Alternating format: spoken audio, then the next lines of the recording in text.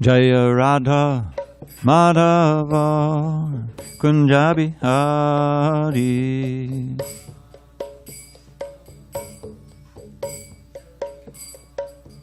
Jaya Radha Madhava Kunja Bihari.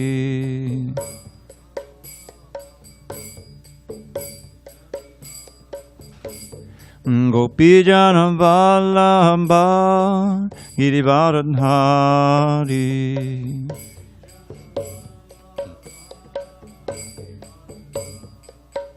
Jai Gopijana Vallabha Girivardhari.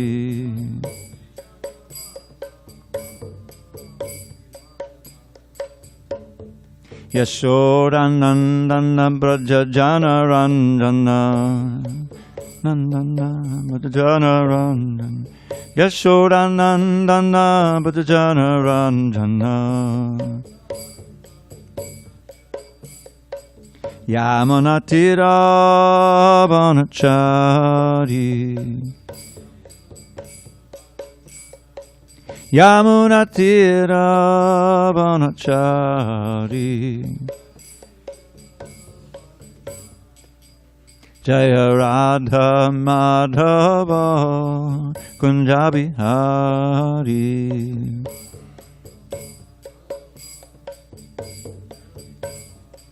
Jaya Radha Madhava Kunja Bihari.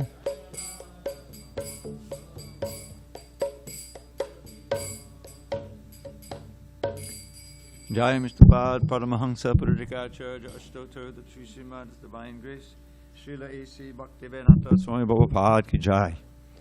ISKCON BBT Founder Acharya Srila Prabhupada Ki Jai. Jai Om Vishnupad Paramahansa Purudikacharya Ashtotar the Sri Srimad Divine Grace Srila Bhakti Siddhanta Saraswati Thakur Ki Jai. Ananta Koti Vaishnavinda Ki Jai. Namacharya Srila Haridas Thakur Ki Jai. Srimad Bhagavad Gita Ki Jai. Samaveda Bhaktivinoda Ki Jai. All glories to the assembled devotees. All glories to the assembled devotees. All glories to the assembled devotees. All glories to Shri Guru and Gauranga.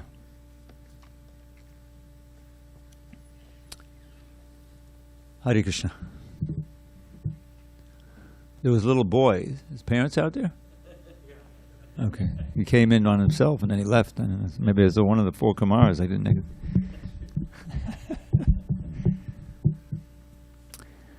Okay, we'll be on page 590. No, I'm sorry. 596 today.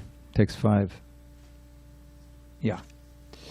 Om Namo Bhagavate Vasudevaya. Om Namo Bhagavate Vasudevaya.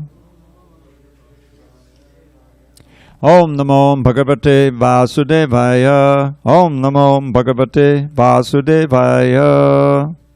Okay.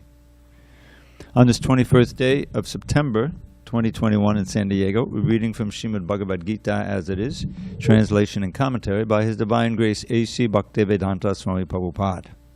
And we are in chapter 15 entitled The Yoga of the Supreme Person.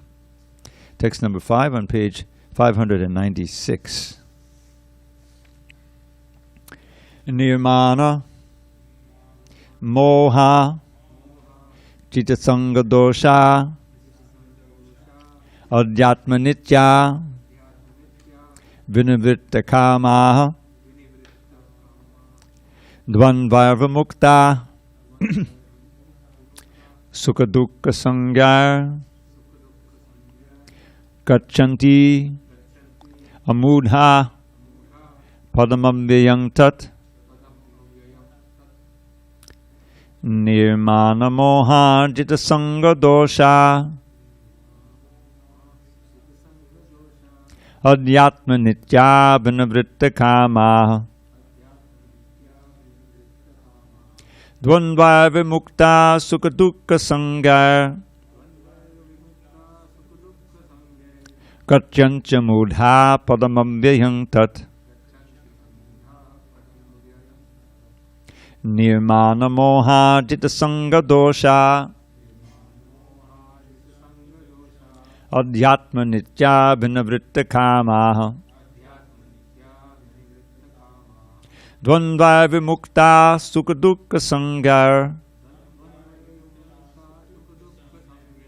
Gacchantya mudha padamam vyantat.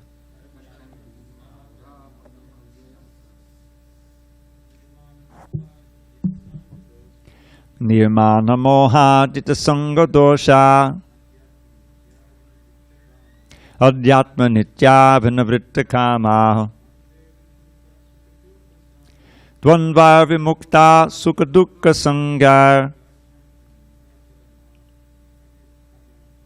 Gacchantya mudha padamam vyantat. Anyone else? Nirmana moha jita sanga dosha. Adhyatma nitya vinavritta kamaha. Dvandva vimukta sukha dukkha sangar. Gacchantya mudha padamam vyantat. Vijay Krishna, you with us?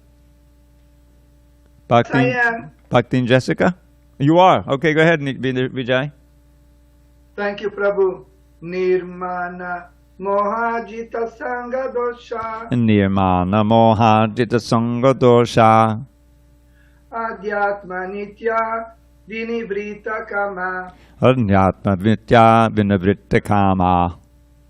Dvandvair vimukta sukha dukkha samgyair. Dvandva vimukta sukha dukkha sangar.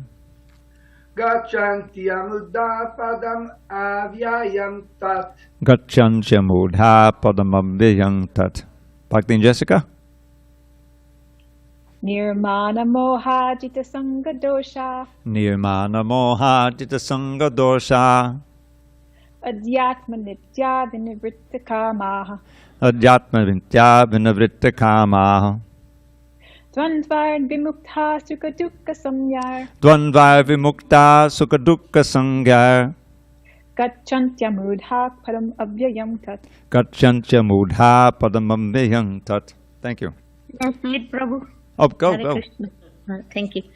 Nirmana moha jita sanga dosha. Nirmana moha jita sanga dosha. Adhyatma nitya vinivritta kamaha. Adhyatma nitya vinavritta kamaha. Dvandvairam vimuktaha sukha dukha sangair. Dvandva vimukta sukha dukkha sangar. Gacchantya mudha padamabhyantat. Gacchantya mudha padamam vyantat. Thank you, Dhanapari. Thank you. Thank you. Nihi, without mana, false prestige, moha, and illusion. Jita, having conquered sangha of association, doshaha, the faults. Adhyatma, in spiritual knowledge. Nityaha, in eternity. Vinavritta, disassociated. Kamaha, from lust. Dvandvai, from the dualities. Vimuktaha, liberated. Sukha dukkha, happiness and distress.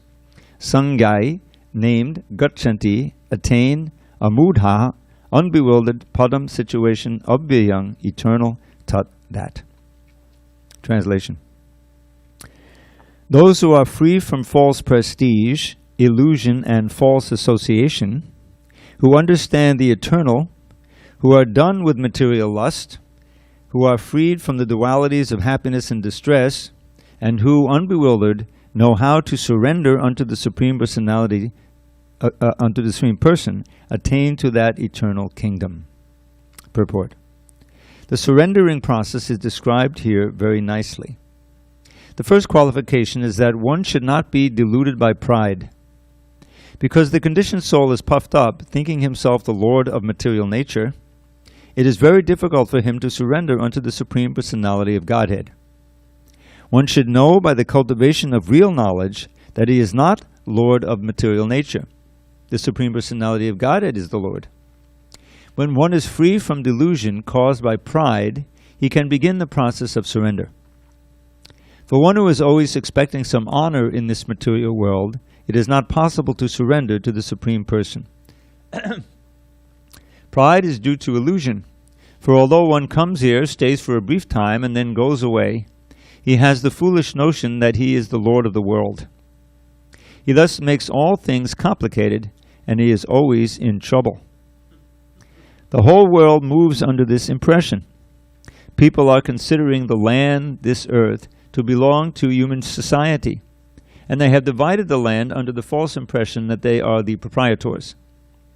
One has to get out of this false notion that human society is the proprietor of this world.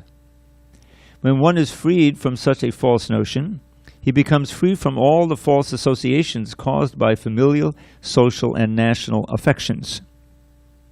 These faulty associations bind one to this material world. After this stage, one has to develop spiritual knowledge. One has to cultivate knowledge of what is actually his own and what is actually not his own.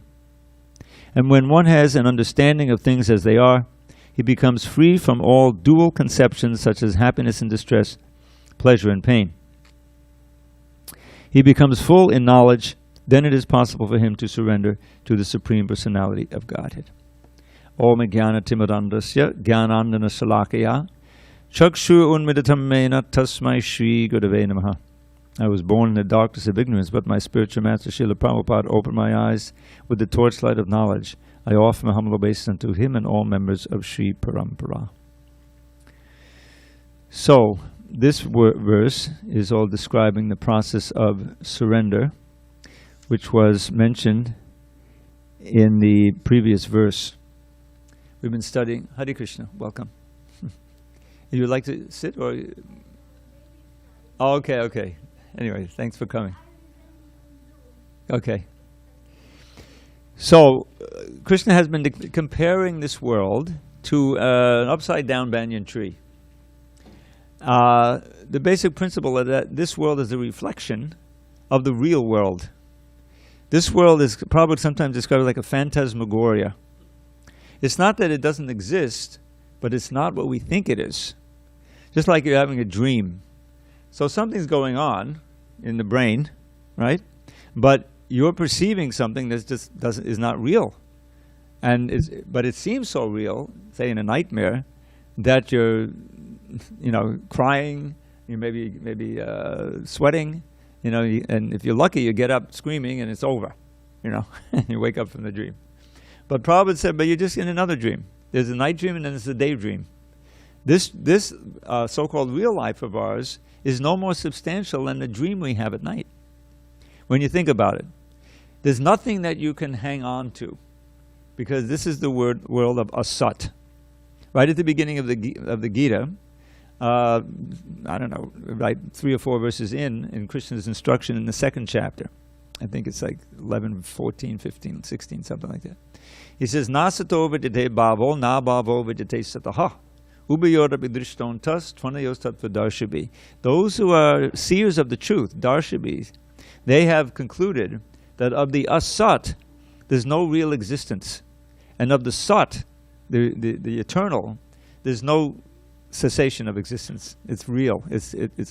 And we are sat. As spirit souls, we never came into being. We always existed, and we will always exist.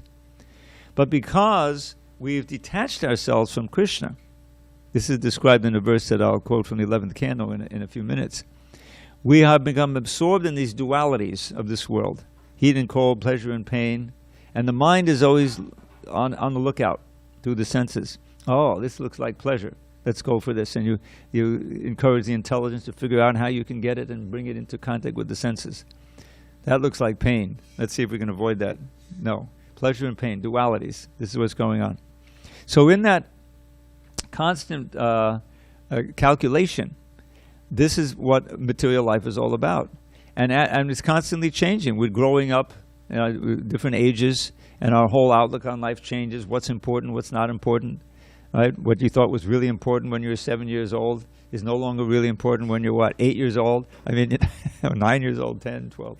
So it's constantly changing. And at the end, it all goes away. In other words, you die, and then whatever you thought was important, you valued, the relationships, the money, it's all just left behind. Krishna has a statement in the 10th chapter that's very, very cogent. He's saying, giving various categories of things, and then saying, of the greatest, the strongest, the most beautiful, I am that. Of bodies of water, I'm the ocean. Of fish, I'm the shark. On and on like that. And then one of the things he says is Mrityu Sarvaharas Chaham. I am death that takes everything away. And Prabhupada would say that the devotees, they want to see Krishna in his most beautiful, all-attractive form. And we chant his name that way, we meditate, we have pictures, we have the deities. We want to see Krishna in this all-attractive form, who's our friend and our, master and lover, whatever. But you may not believe in him, but you must believe in death. And death comes and takes everything that you think you own away. So in that way, God is all-powerful. You experience that. And then you start another chapter. And by his mercy, we forget the previous chapter, and we start again. It's a whole new dream. And you think about it, one dream after another. We want to wake up from this dream world. Hare Krishna, welcome. Thank you for coming. We're on page 596 of the book. Yeah. So, you remember Krishna described this very complicated tree. I don't know if you've ever seen a banyan tree, but it's amazing. It can be as big as a whole football field because it grows out the branches and it puts roots down from the branches and then grows out more branches, puts roots down. Before you know it, it's like a whole thing. They have trees like that I've seen in India. There's one tree, not that impressive, but in the Balboa Park, there's a real banyan tree you may see. So it can get to be almost like a forest, one tree. And we're in that forest. But the whole thing is what Prabhupada would call a perverted or distorted reflection of the real world and the spiritual world. So whatever we have here is there in its perfection and beauty. Just like we have what makes life living, life worth living in this world. Okay, loving relationships. People have families. They have their wives and their kids and the parents and the whole thing. So there's that. Well, Krishna has it in his perfection. You read the Krishna book, you read the 10th canto, and he has his parents, a wonderful filial affection. Filial affection is from a child for the parents, and parental affection from the parents to the child. So you see both wonderful examples there. And then, of course, the friends. He has all these wonderful friends, and there's such a variety. You read the Nectar of Devotion. There's friends who are a little older, who want to protect Krishna. There's friends who are a little younger, who want to serve him. Friends of the same age, who will compete with him, they'll wrestle with him. And he hides his divinity so he can enjoy this intimate relationship. And it's perfect. And why is it's perfection? It doesn't end. Everyone has a spiritual body. It's eternal form. So it doesn't end, but it's unlimitedly variegated. It's not hackneyed, you see. So we have all those relationships. Even the conjugal relationship is there, man, woman, boy, and girl. But there's nothing. There's no downside to it. Whereas in this world, even if you have the most ideal marriage and everything, the downside is going to come to an end. Eventually, they even say when you get married, right, till death do you part. Well, why should I get married? I want to have an eternal relationship. But you can't. You can think, we lived happily ever after. There's no such thing. There's no such thing in this material world. So how to get out of it? This key phrase, and look in text 3, that's on page 594, there's two verses together. The last line of text 3 is asanga shastrena dritena chitpa. You can't get out of this tree by climbing from branch to branch. You just get entangled in a different variety of sense gratification. You have to cut at the root. That's asanga shastrena. Shastra is a sword. And asanga means detachment. Sangha is attachment, asanga is detachment. So, cut. But that detachment is not sufficient. Then you have to search out that place from which is the origin of everything, and which, when you go there, you never come back, the spiritual world. And you have to search out the Adi Purusha.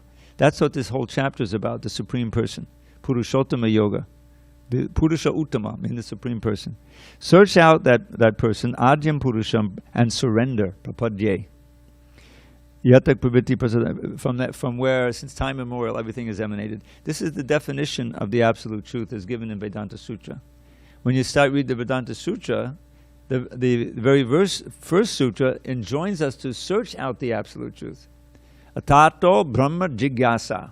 This word Brahma can mean the Absolute Truth, the source of everything. Now, therefore, having come to a human form of life, don't waste it, and become inquisitive about the absolute truth.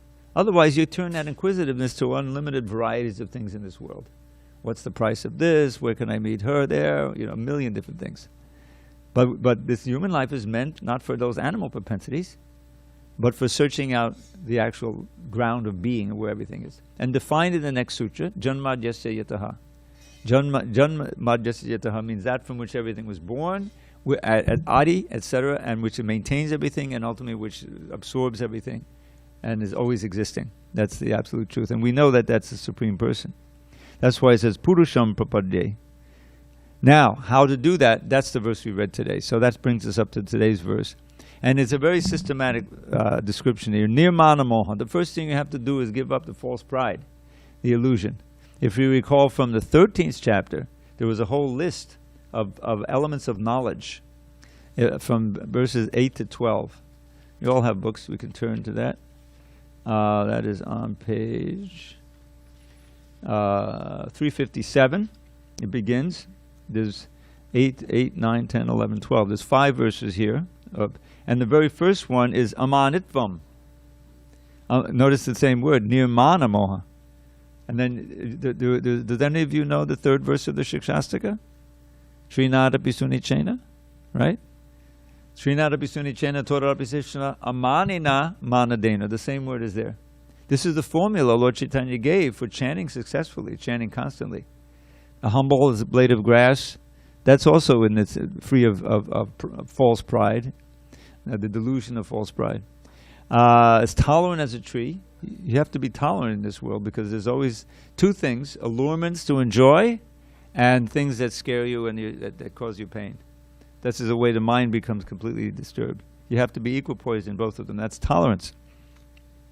And amanina manadena, not wanting any honor for oneself, but ready to give honor to those, especially the most honorable devotees.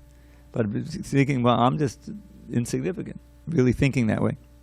So that's here too. Nirmana moha, being free of the delusion or illusion of false prestige. And the second one here, Jita Sangha Dosha. Now this has 2 meanings. Sangha, as we learn in the 2nd chapter, can mean association and it can mean attachment. Right? Just like Sadhu Sangha, very famous. The famous satsang. Right? That's short for the same thing. Association with sadhus. But Kapila says that we're not just supposed to associate, we're also meant to become attached by close association. Prasangam ajanam pashamatmana kabayo vidu saeshu sadashukato moksha dwaram upavatam. Mundane affection, attachment, affection, mundane affection keeps us tied to birth and death infernal. But love for sadhus opens wide the doors to life eternal. I put that one into a little poem. Think about it. You are who you associate with. You take on the qualities, right? We just read about the modes of nature, previous chapter. If you associate with people in the mode of passion and ignorance, you'll become like that. Hey, let's go to the bar. All right, I'll go with you guys. And before you know it, you're in the mode of ignorance. You may not be, into drinking alcohol, but I'll try it. My friends like it, and before you know it, it's habitual. This is how association works. That's why sadhu sangha is so important. Because if you associate with devotees, you'll pick up their qualities, you want to be like them, and like that. So it's invaluable. So I won't get into that. There's a whole sadhu sangashtaka in Kapila Dev gave 8 verses of the importance of sadhu sangha. Maybe we'll deal with that. But I just want to emphasize, so amanitvam, adambitvam, the very first quality is pridelessness. Now why is that? Because you have to approach a preceptor. Right? Tadvidi pranipatena pariprashnena sevya upadekshanti tegam jnanina sattvadarshinaha. Pranipat, this is the same thing, pranipata, or was in our verse, papadye, the same word in the text 4 of the just the previous verse. So that if you're so prideful, I know some things, I can do things, I have my own ideas, then you can't surrender. And if you don't have that surrendered attitude, then the spigot is not going to open up. All the knowledge and the blessings are not going to be there. There has to be the right attitude on the supplicant or the applicant. So free of false pride, jita sangha dosha, free of bad association, which Prabhupada talks about here, and also free of the faults of attachments, material attachments. One has to cut those off. And that's sometimes very difficult because we're habituated to so many things that we know are not good for us, keeping us tied to this world. So that's where the process of chanting Hare Krishna is so potent. If you chant the holy name, as I explain practically every time, name is not different from Krishna. He'll attract you. Wholesome attraction is mostly wholesome because that attraction will open up your doors to going back to Godhead. And so that's the way a means by which we can conquer over this fault of bad association and bad attachments. Adhyatma nitya. What does this say here? Who understand the eternal. Adhyatma nitya. And so that what is the eternal? Everything about the spiritual world is eternal. Krishna is the ultimate eternal. First, you have to understand yourself as eternal. As soon as you open up yourself to that idea, your whole outlook on life should be transformed. Because if I lived before and I'm going to live again, and this life is just a short chapter in a very long book, then why should I just be focused on this present life or the near future when I have a whole long future ahead, and everything I do now is going to determine my destiny? You take a longer view. None of us dies. I have this little poem I wrote. Everybody dies means every physical body dies.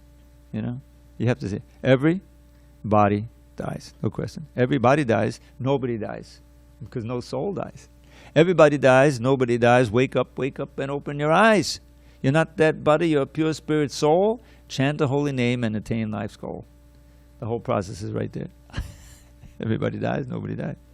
So this is the process of surrender. The surrender is important because we're so proud. We build this false ego up. I'm not going to surrender.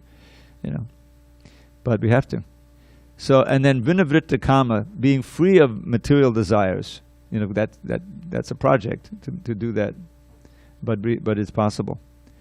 Dvanvaya vimukta. Now this brings up this verse I was going to share with you. In the 11th canto, there were these great learned sons of Lord Rishabdev, called the 9 Yogendras. He had 100 sons, the foremost of whom was Bharat himself, for which Bharat the Varsha is named.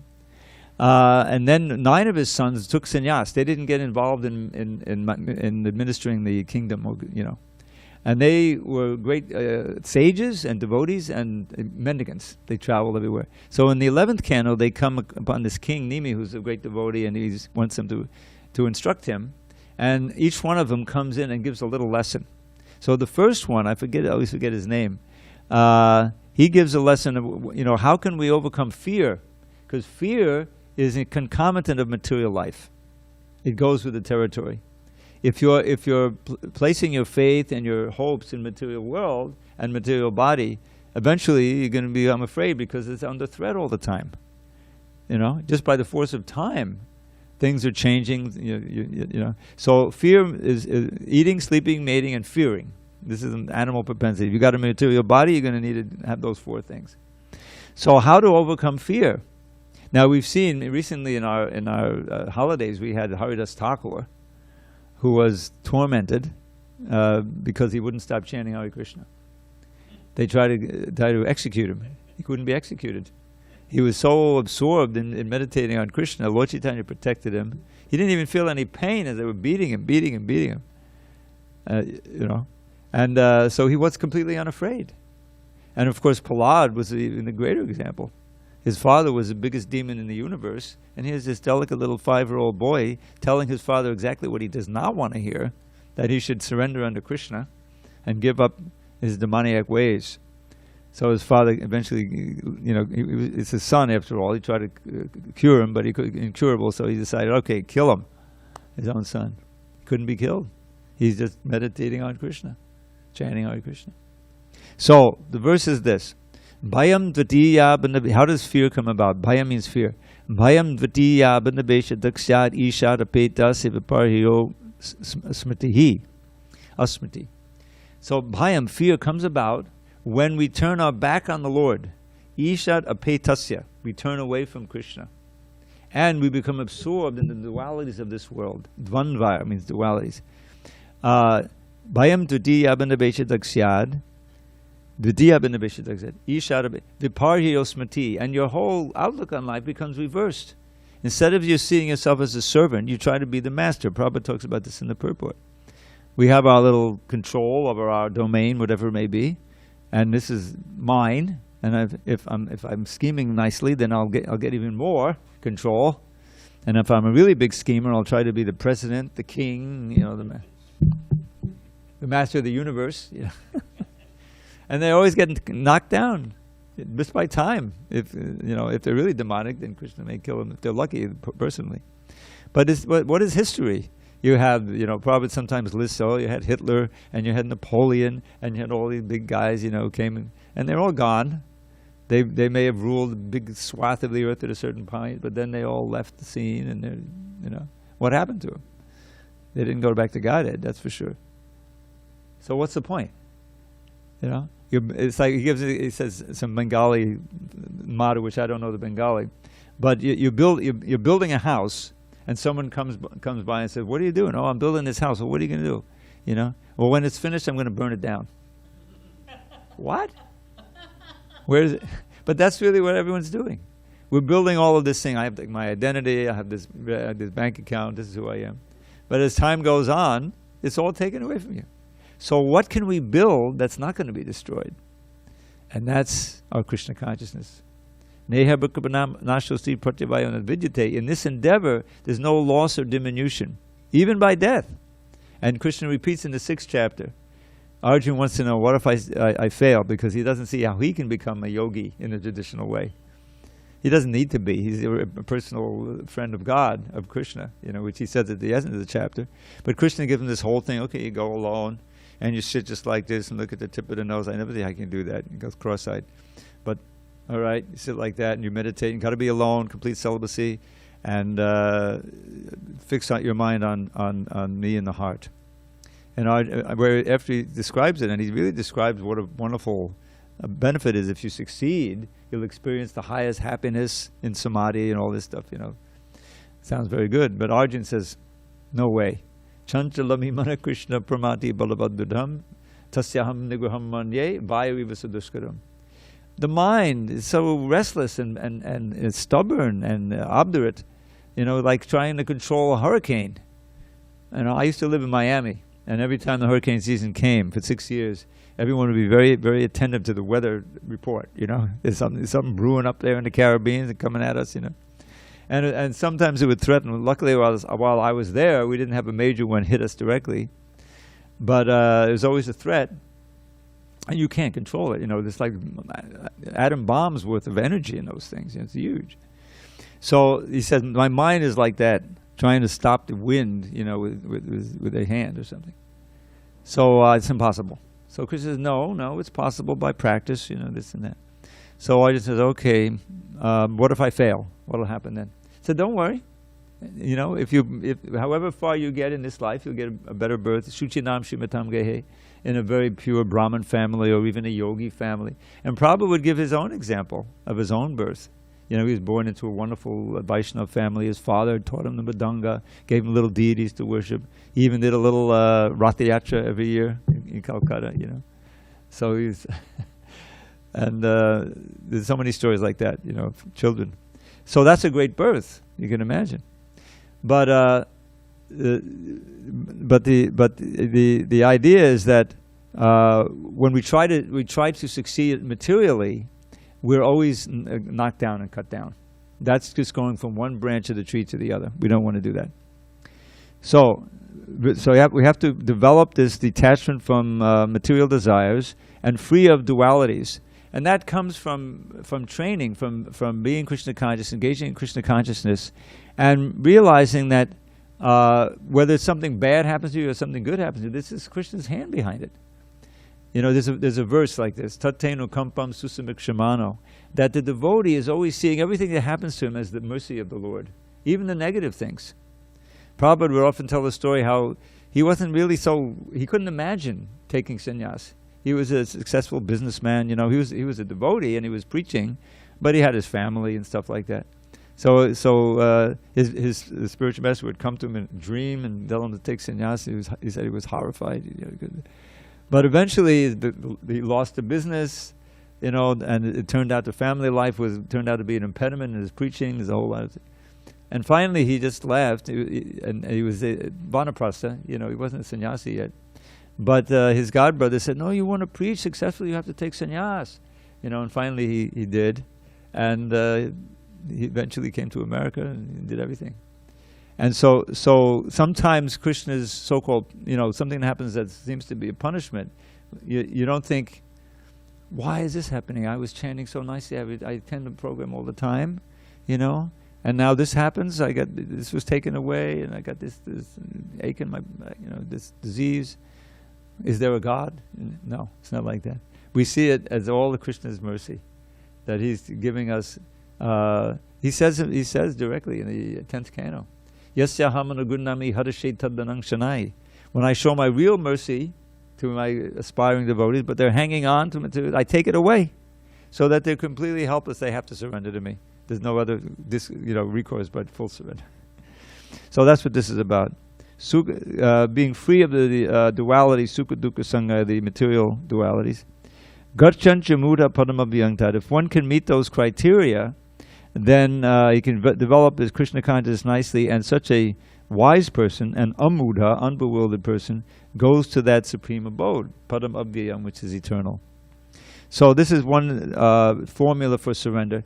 And there's another one that's often quoted. I think Sanatana Goswami quotes it in his Hari Bhakti Vilas. We heard this recently. And that is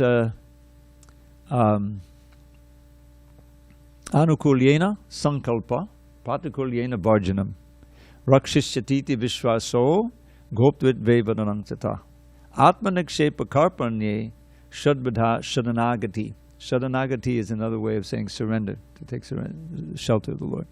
So the first one is anukulyasya sankalpa. Remember we had this word satya sankalpa this morning? And sankalpa is a will. So Krishna's will is always victorious, it always comes true. Whatever he wants to do happens, right? That's not true for us. So anukulyasya sankalpa, you determinedly adopt those things which are favorable to Krishna consciousness, even though they may be a little painful. The first thing that's painful when you join the ashram, and several of us here lived in the ashram, is getting up. We would say in our material kind of ungodly hour is just the opposite of that. It's the godly hour. Are you kidding? It's the middle of the night. What is this? 4 o'clock. And 4 o'clock really is too late. You have to get up at about 3:30. But you say, well, okay, it's fair. Everyone's doing it. The guru says to do it. And then the next challenge is after getting up, especially not here, it's San Diego, but when I joined in New York, the cold shower. There was no hot water, So it's the moment of truth. Am I going to let this, knock me out of the ashram? I'm used to taking warm showers, hot showers. Okay, I'm going to do it. It doesn't have to be a long shower, like a 15-second shower, I tell the story. But I had an ace in the hole, because I was practicing, different yoga, and they was teaching us this breathing exercise. You've done it, the rapid breathing. It works. It's the heating breath. I'm in that shower and I'm breathing like that, and I swear I hardly felt anything. To this day, when it gets too cold, Krishna doesn't say that you can't do that, Anyway, but after a while, it's second nature, No question, I have to go to Mangalarti, So you accept those things, you become accustomed to it. And on the other side, pratikulyasya varjanam, giving up those things which are impediments. And as I point out, any discipline requires this. You want to become a champion athlete, you want to become a musician, you want to get training in some field in academia. A whole bunch of things you got to accept that you don't want to, debt, go to school. Now it's like you come out with $50,000 of debt or more. Okay, well that's certainly a burden. But okay, I got the degree. So every discipline requires that. So there's the same thing in Krishna consciousness. So anukulya pratikulyasya bharjanam, And then Rakshasyatiti Vishwaso. Rakshasyati means that the firm conviction that Krishna will protect in every circumstance. This is a big surrender. We had a devotee here named Sharaba. His story is amazing. Can I just tell it real quick?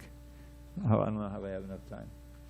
But he was a Serbian, I think.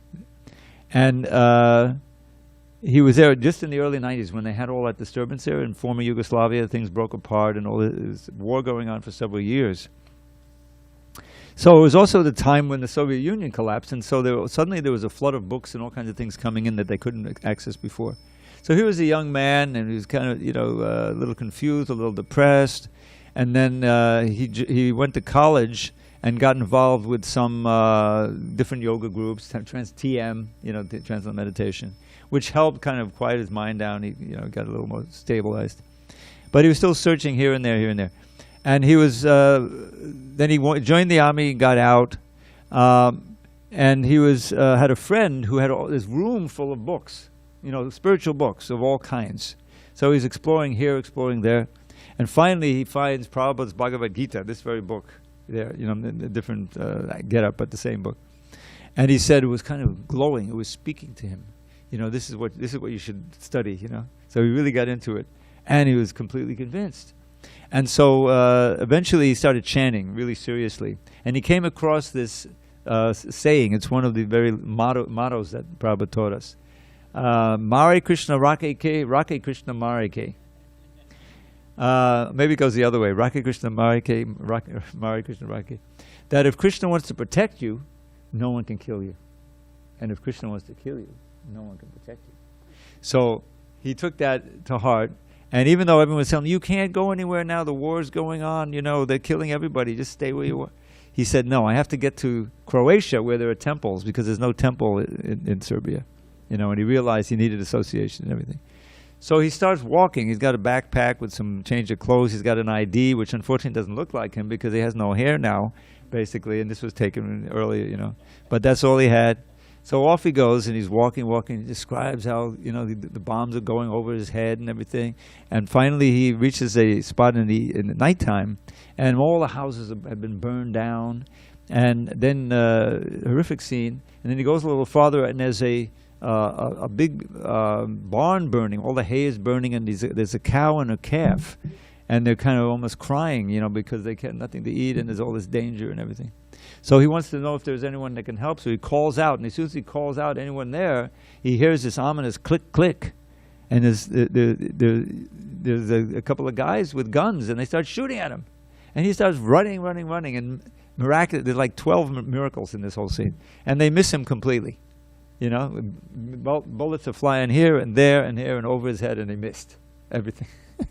So he gets out of range, and he says, am I still alive? He couldn't believe it.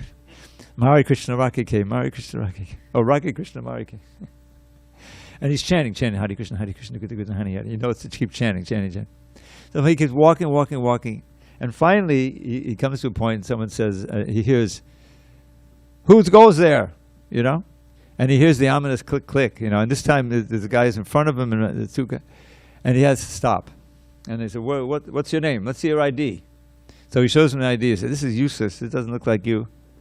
And, there's all of this. And then so those are the two privates, and then the lieutenant comes out, the guy who's in charge. And he decides, get out on the ground. And he points his gun at him, and, so Sharaba said, at that point I stopped chanting. But then I remembered that it says in the Bhagavad Gita that it's really good to be remembering Krishna when you die. So therefore I started chanting again, Hare Krishna, Hare Krishna, Hare Krishna. And the guy, he told me this part later that I hadn't heard. But he's pointing the gun, and his cheek, he's on his face on the ground, and he's got this rifle. He's pointing it, and stop chanting, and he refuses to stop chanting. So the guy pulls back. Point blank, and he pulls the trigger, and the gun goes off, and somehow something in his backpack diverted the bullet, missed him, hits a rock, and goes flying past the ear of one of the other soldiers, and he freaks out, and he said, what are you trying to do? Trying to kill me? And so goes on like that. And they said, you have any money? Yes, I have about 400 euros. He doesn't hesitate to tell them that. and said, we can torture you, we can take all your money. And then, so because he's unperturbed in all of this, anyone else they had was completely freaked out by now, And he says, no, he says, if you do that, that would not be good for you or for me. He says it just like in that very calm voice. And they say, who is this guy anyway? They don't know. And so suddenly they change their attitude and they make friends with him. They said, okay, come now. Tomorrow we'll drive you to Serbia. But in the middle of the night, one guy comes who heard his mother's name because they were questioning him. And the mother was like a Serbian name. And he said, oh, this guy is part of the enemy. So he came in the middle of the night, and Sarba was sitting in his room there that they had given him, was locked, And the guy got in and said, you see this knife? I'm going to slice you up. I've killed many people with it. So as usual, Sarba was chanting. And he showed him a picture that he had, a beautiful painting of Krishna sitting on a rock in Vrindavan, very beautiful. And the guy says, this is God, Sarba says. I says, oh, she's so beautiful. She looked, he couldn't tell. And he was completely disarmed. And, he didn't want to hurt Sarba anymore. So the next day, they start driving him to the border. And he's in the back seat chanting Hare Krishna, Hare Krishna, Krishna, Hare. And the two guys are in the front. And of course, there's checkpoints. It's a war zone. And you have to have your papers in order, otherwise you get stopped or at least turn back, So the two guys, they come to the first checkpoint, and Sarba's chanting Hare Krishna, Hare Krishna in the back seat. And the guys are, okay, we're going to do this in the war. And the guy looks at Sarba, whose ID is useless, right? And he doesn't say anything. It's almost as if he doesn't see him, and he waves him through. And the two soldiers in the front seat say, "Oh my God, that never happens! That's a miracle." And they were just oh. So they come to the second checkpoint, and they just wave him through without stopping the car. Now this is totally crazy. It never happens. The third checkpoint is like the first checkpoint. So then they get to finally they get to nearby the border of Croatia, and they let him off. They said, "Go in peace." Amazing. So he gets, he's hungry, so he goes to get some fruit. He makes a little offering, as on a bench in the park. And then a couple of constables come, local police. And Sarba is so confident now that he says, "Will you please wait a minute? I'm making an offering." And they say, "Okay." The police, So finally his offering is done. They say, "Okay, show us your papers." And he shows him the papers, which doesn't look like him. And he said, "Okay, get up. We're sending you back where you came from." And Sarba says, "Oh, Krishna, really, you're going to send me all the way back after everything that's happened?" "Yeah, we're taking you back to that checkpoint, the third checkpoint." So he takes him back to the checkpoint and gives the guys firm orders now to send him back. Next time the vehicle goes the other way, you send them on the road, okay? They had some authority over them. Okay, for sure. So Sarba's now waiting for the guy. So he has the prasadam. He has the fruit, So he says, "Well, I've heard of the power of prasadam." So he gives, "Would you like some fruit?" And he says, "Okay, sure." And it's delicious. It's prasadam, And the guy says, "I don't want to send you back in the war zone. You just go where you were going, So he goes. So he goes. He gets another ride, and he's right on the border now. And it turns out he has some relatives living there, and they get him the necessary papers that he can go into Croatia. And this is the way, and like 5 different miracles. I didn't tell all the things that happened. And so this is the realization of, this is one of us. In other words, this isn't 40,000 years ago, Prahlad or something, which is of course very important to understand. But he's a modern fellow who came to Krishna consciousness, and he was sitting right here, filling out the story. He lives in Washington now. He's a pujari there. He'll be coming here whenever he has time off now. He'll come here. He likes it. So anyway, this is the miracle of surrender, is that you gain so much. It's not suddenly you have a if Krishna is your friend, and is watching out for you, what more can you have in terms of security? And if you actually feel that from moment to moment, you can see how valuable that is.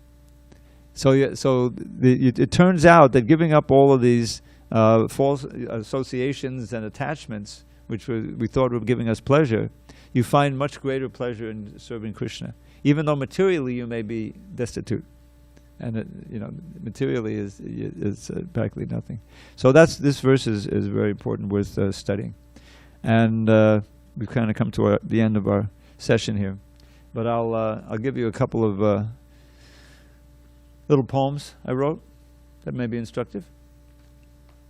So the first one is a verse I learned from a wonderful devotee named Mahavishnu Maharaj, the elder, who passed away maybe 10 years now. And he used to spend a lot of time here preaching.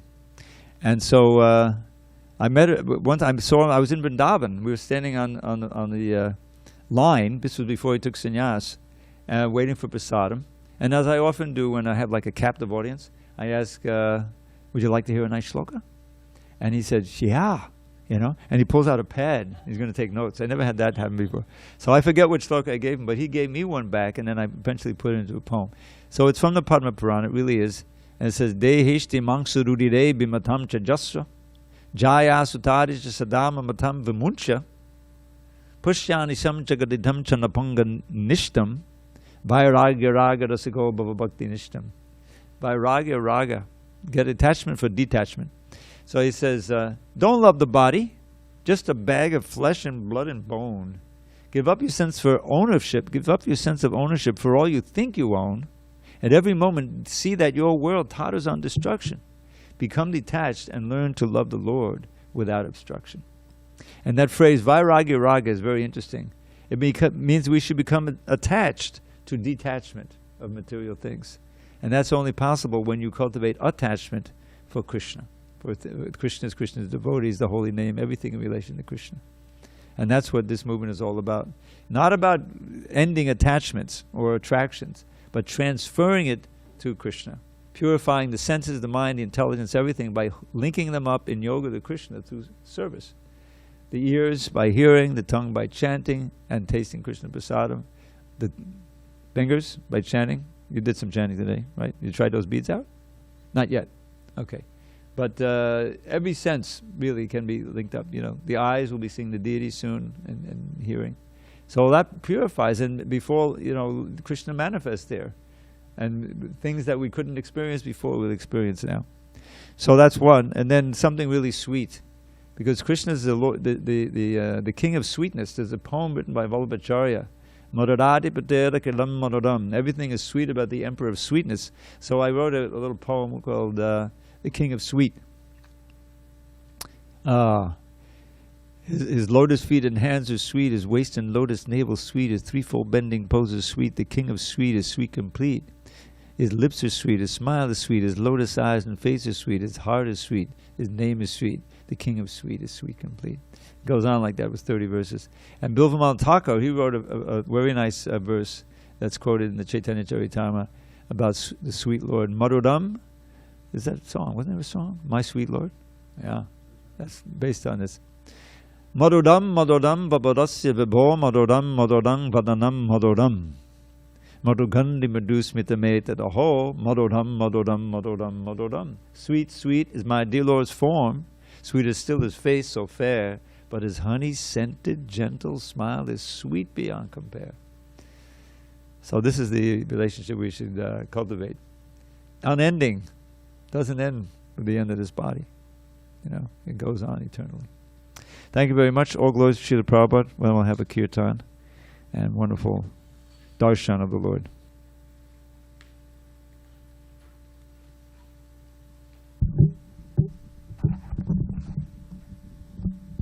Thank you very much, Prabhu.